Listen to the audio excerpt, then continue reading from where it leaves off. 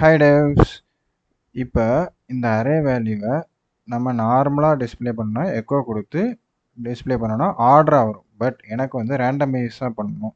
ஏன் ரேண்டமைஸ்டாக டிஸ்ப்ளே பண்ணணும்னா, இப்போ நார்மலாக ஒரு கேம் எடுத்துக்கோங்க. சீட்டுக்கட்டு கேமே எடுத்துக்கோங்க.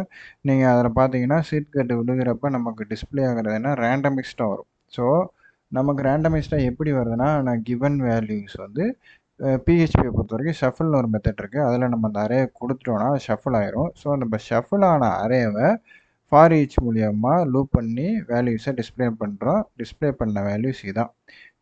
இப்படி தான் வந்து ரியல் டைமில் நடக்கும். இப்போ பாருங்கள், திருப்பி கொடுக்குறேன்.